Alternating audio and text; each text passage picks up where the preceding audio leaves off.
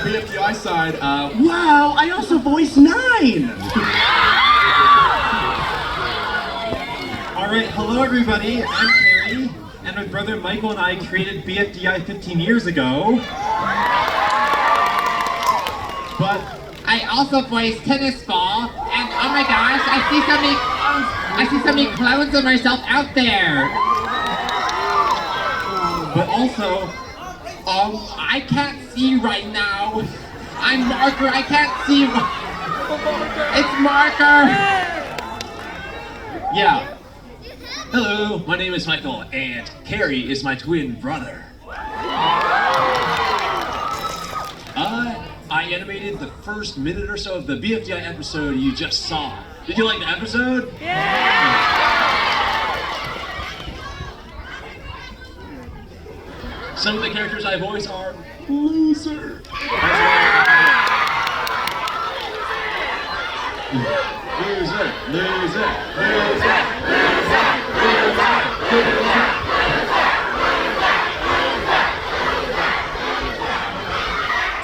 Some of the characters I voice are fries, as well as Golfball. But my favorite character has to be Four from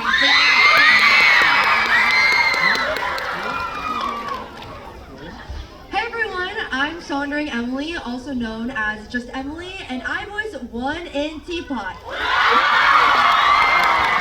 Hello, basketball.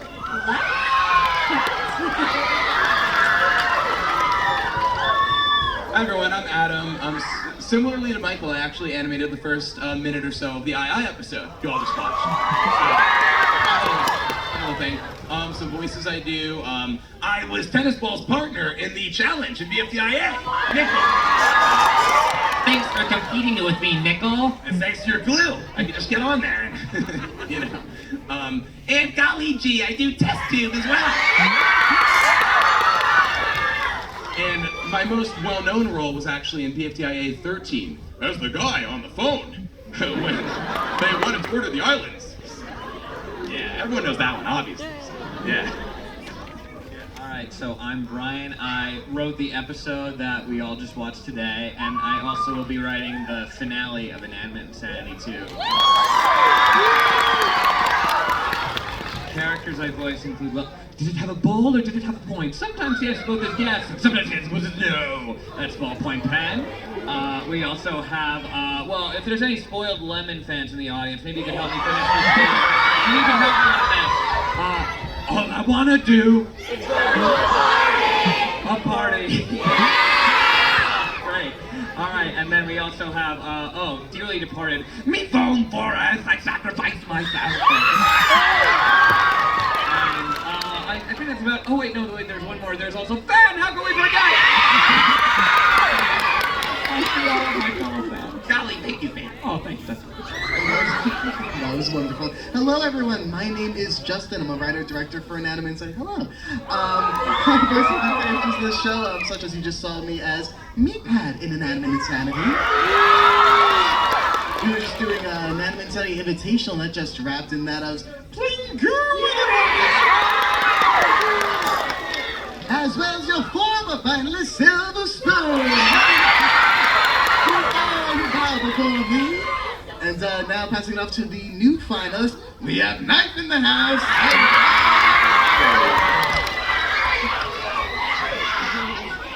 Perfect, so we'll get straight to your questions. First one right here.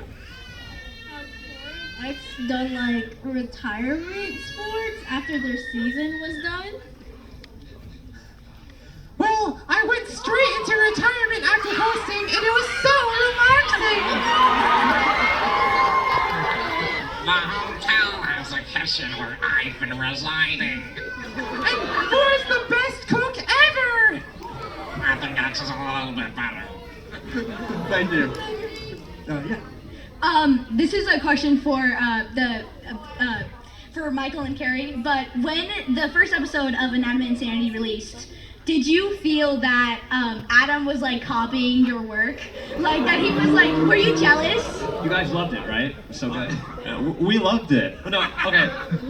I guess like we were like 13 or 14 at the time, so we had a lot of like teenage petty rivalry, I think.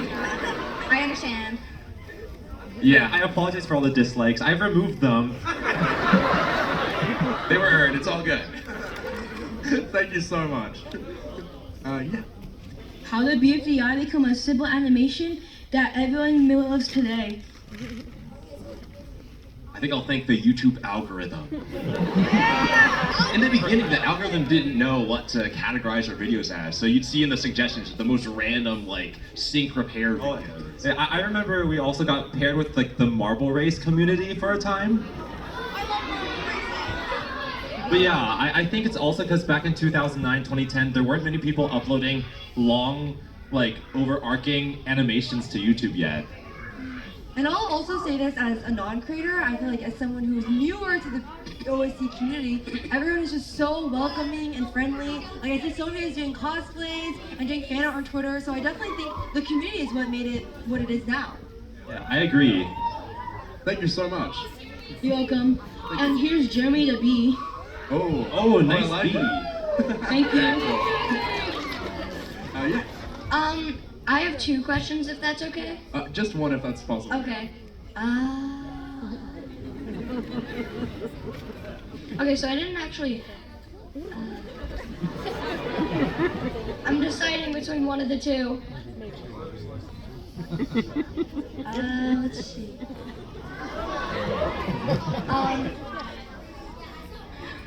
Would you like to go behind the person behind you and you can just think about it for a minute? It's fine. What would you suggest to people who are trying to create object shows? Sure, yeah, I think the main thing is just do it, you know? Create, because you'll get better at it the more that you do it, yeah. Yeah, I say get crafty with your resources too. You know, I think also starting off like with a more simple premise and just maybe a handful of characters rather than going way too large with the scale and then you just get overwhelmed and you're like, I don't want to do it anymore. I feel like, you know, simplifying definitely helps. And working with friends, if you get your friends involved, I feel like it'll give you kind of that energy to keep going. Yeah, maybe like join or create an animation club at school.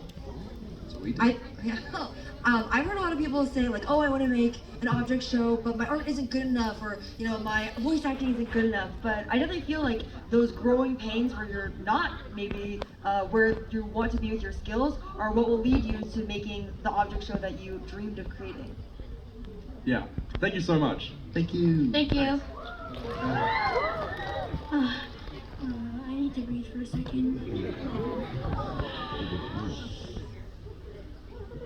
Who from both of the shows has the most riz? Well,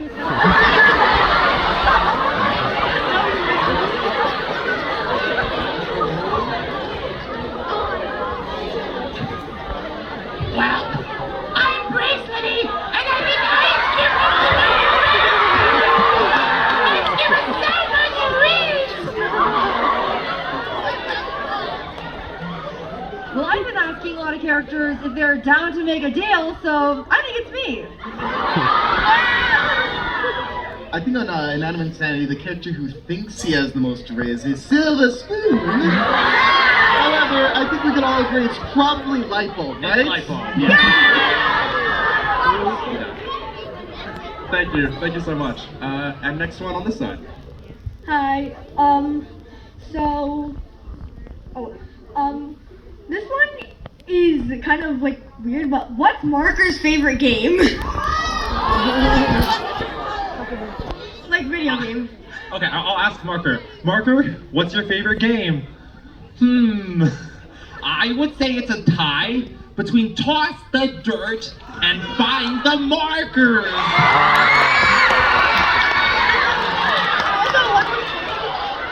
I didn't realize Find the Markers was that popular. Thank you so much. Also, one more thing. I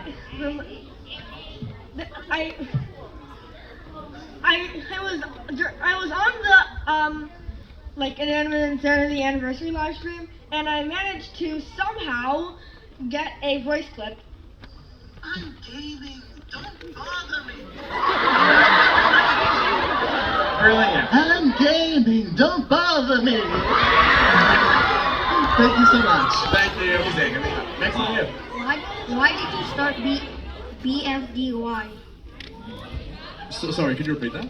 Why did you start BFDY? I think IDFB was too hard to keep making. Yeah, I think we also wanted to introduce a lot of new characters. Like, I thought the idea of a really popular character named Loser was so silly and absurd that we had to put him in the show. I am no joke, though.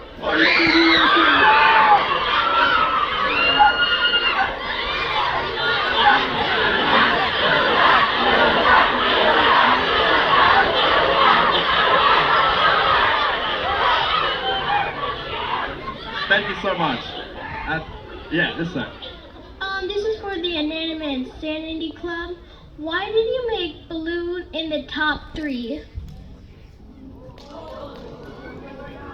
Yeah, no, that's a really good question. I think Balloon's arc too is very interesting to track because in the first season, he's obviously this very hated figure, kind of bullies to get his way, and in season 2 he's very much humbled, and so we see kind of him trying to change. I think season 3 was about him really, firmly stepping into that role for a more consistent amount of time, and seeing him and Nickel also kind of develop more of a bond throughout the season, and him and Cabby as well. And that's why I think him and Cabby were such a good final 2 in the season, because they both had kind of this rags to riches story in terms of being perceived more as a villain and then ultimately becoming the hero. Right, and Balloon was always seeking approval from others, and that was something he really kind of got hung up on, but eventually he realized he didn't need the validation of being declared the winner, and instead it was about self-love. Whereas I was the pilot who was perfect all along. Thank you very much. Thank you. Nice. Yeah. Why do some objects have arms and some don't? Same reason that some humans don't. Well, maybe Yellowface got a little busy at the start. Maybe Yellowface took all the arms, I don't know. Alright, cool. Thank you so much. Yeah. Why did Silver Spoon blush in III 17? I wrote it into my script. I wrote it. Yeah, that's a really good question. I think he was a little flustered at any notion of any You like Candle, don't you, Silver? It's a personal matter. We'll talk a little bit more about Silver and Candle in the upcoming Silver Spoon Exit interview. We still have some story to tell with them. We're not quite done with them yet. Thank you so much. Thanks. Yeah. I had a question because for BFDIA to IDFB, if there's only a limited amount of time, how will all of the LOL contestants all get out? Because in IDFB 1, you said that they would vote one character off monthly.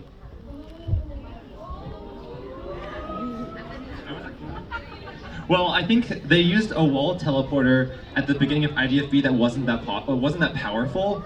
So maybe Tennis Ball upgrades it and makes it able to recover 2 at once. Yeah. Thank you so much. Yeah. Hi, this is a question for the II crew. So I found myself thinking a lot about the ending of Anime Insanity Invitational. And Cabby's building is a library. Do the III contestants live there, and whatever the answer to that is, will we ever see the III characters again, maybe in II2 or another thing? We will definitely see those characters again. In terms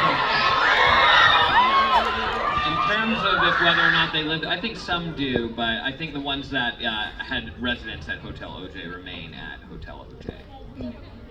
Yeah. Thank you so much. Thank you. Yeah. I know there's probably not going to be a vote tie in BFDIA or Teapot, but if there ever is, would there be a tiebreaker challenge, or what would it be? That's a great question. We actually don't really know. I remember when BFB 22 was happening and Flower and Taco were a 1 vote difference. And we were kind of that's pretty lucky, because if it was 0, I actually don't know what we would have decided. Yeah, I don't know if they would. Maybe if there's a tie between 2 people, they both get eliminated? Oh, that seems too unfair. I think it would be a challenge. Yeah, it would be a challenge. Just like BFDI 18, it was Tennis Ball and Leafy. Yeah. Yeah, there was a tiebreaker. Yeah, I think we try to do the best thing we could. Yeah. Yeah. Thank you. Yeah. Did you know what you were doing when you named the weak trembling fortress?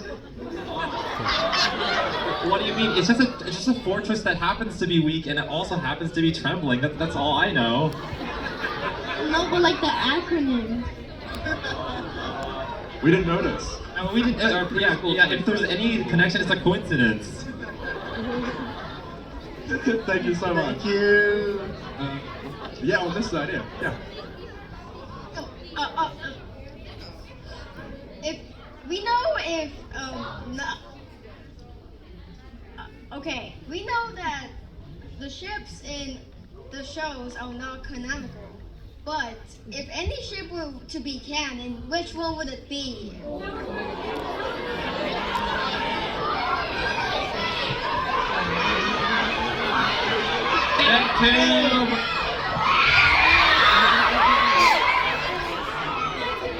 Phantom.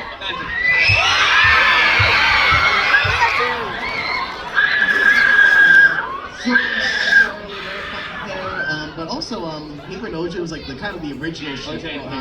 So that's a fun one. Thank you so much. Yeah. About the final episode of Banana and Sandy, when will it be released? And will it be like multiple parts, or will it be like one big movie? Ooh, so great question. It will be coming out this year, and it will be a multi-part finale, and that multi-part finale will be a movie.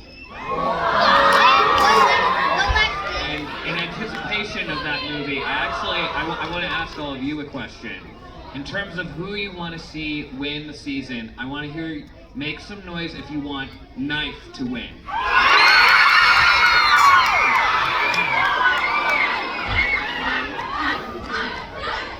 Okay, wait. Now, make some noise if you want Suitcase to win.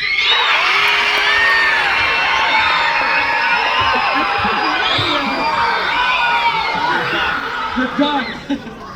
And it's close. It is close. No, it wasn't. You know what? So, given that response. Oh, yeah. It seems like you guys do like Suitcase. Wait, what's in that bag?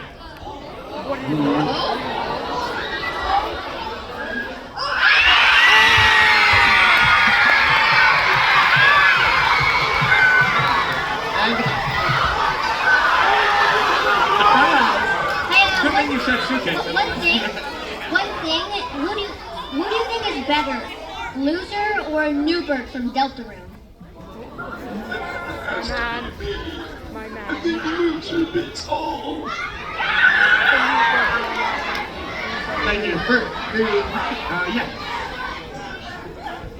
This is a question to BFDIA. Why do you guys keep traumatizing Pin? Good question.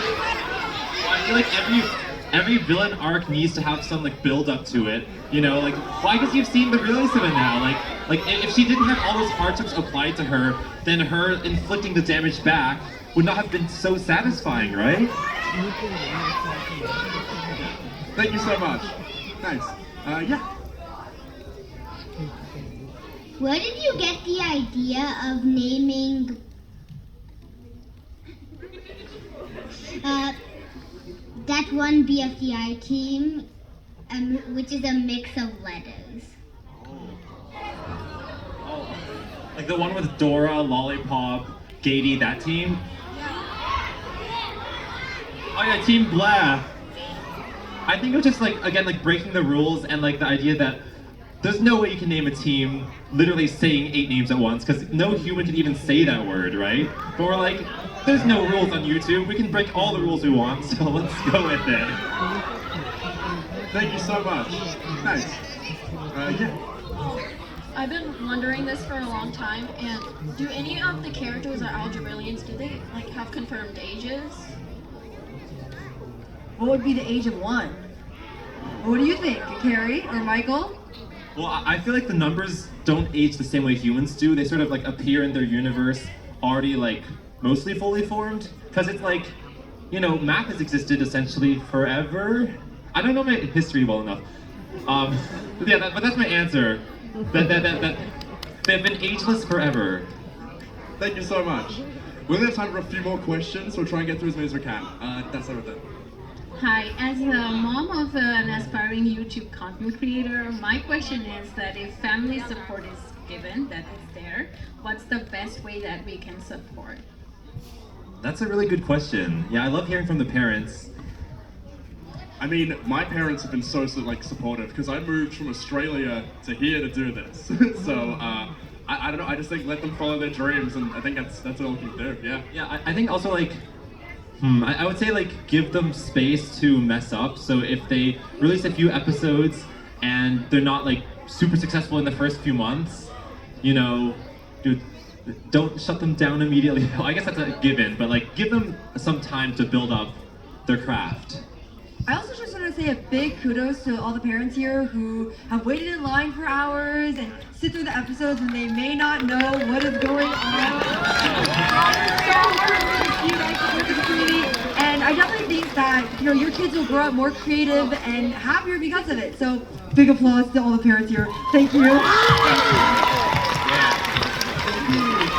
Yeah, well, fun little fact for people who don't know, my dad does MePhone's voice. So, yeah, fun, that's a pretty cool fun fact. Yeah. Thank you. Yeah, right here. Hello, my name is Todd, a character from an upcoming show called The Reason, and I've been wondering about the character Toilet and if we'll be seeing him again anytime soon. Mr. Phone!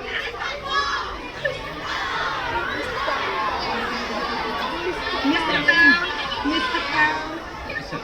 Yes. Yes.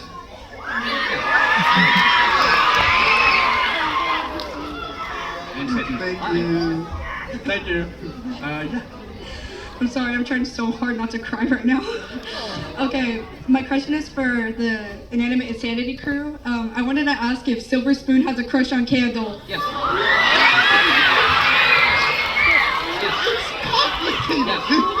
I think you do. Yes. You just put words in my mouth.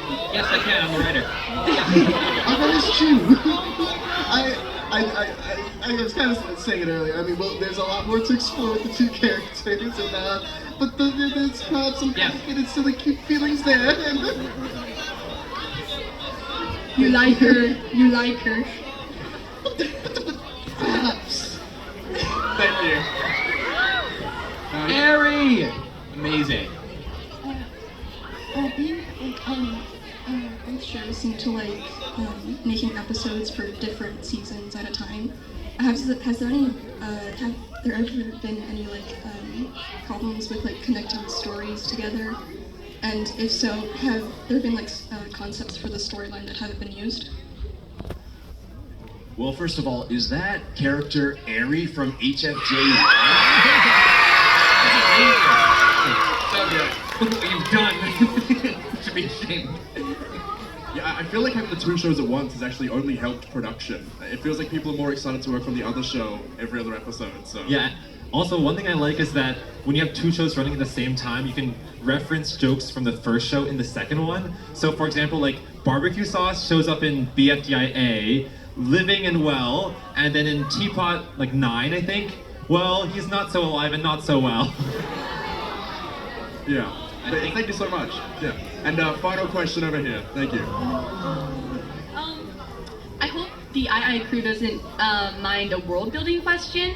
Are there recovery centers in the II world? Because there's no way Lightbulb and Balloon would have survived before. Well, Sorry. The only thing that we have is Me Life. So MePhone 4 has Me Life, and that is what's able to recover contestants. So that's the reason why Bo is permanently a ghost, because Bo died while MePhone was dead as well. So if MePhone were to not be around anymore, then there would be no revival system whatsoever. That's the only revival system that exists. Okay, thank you. Yeah, thank you so much. And thank you everyone for the fantastic questions. Thank you everyone. It's so amazing. Thank you for being an awesome audience. Happy ending to the QNA. Yeah. Yeah, we have a special surprise. Some voice actors are going to come out now and say hi. Yes.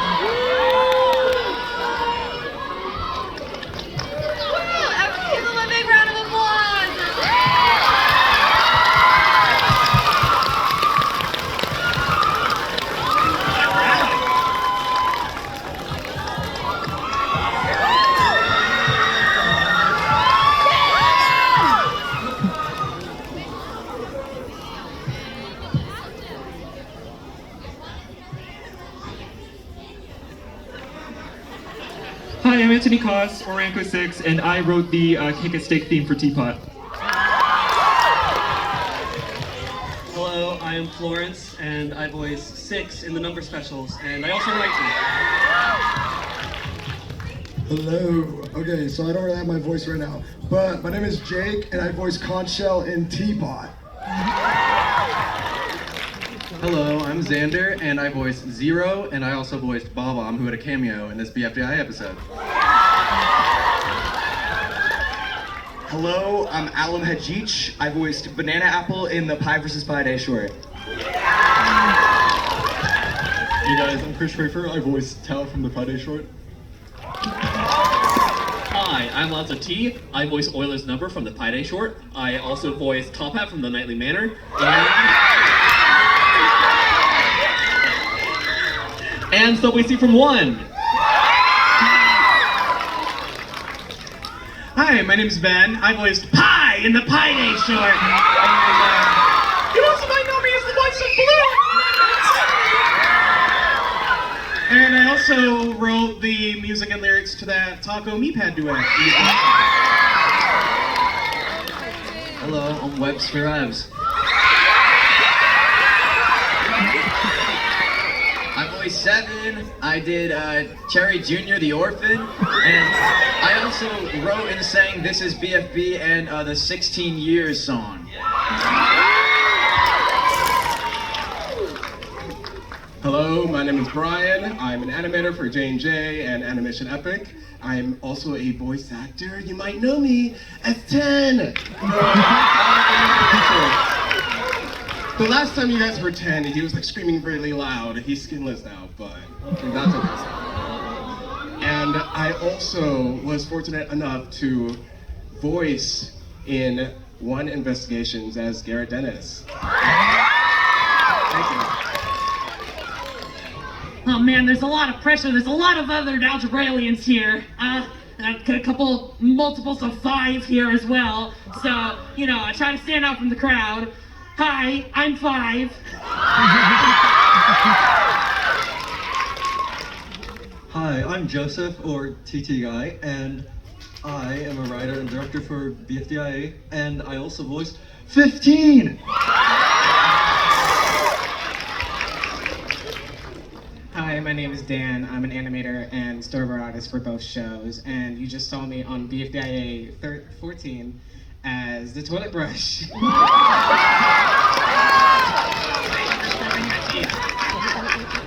Hi, my name's Catherine. I voice Eggie and Bailey. Hello, my name is Brayden. I voice a lot of the creatures in the show, from bugs, dragons, zombies, to otherworldly creatures. I also directed and wrote the theater etiquette short you saw at the beginning of the show. I'd like to give a special thanks to Abby, our tour manager. Without her, this entire thing, this whole 6-city tour would not be possible, so like, big thanks.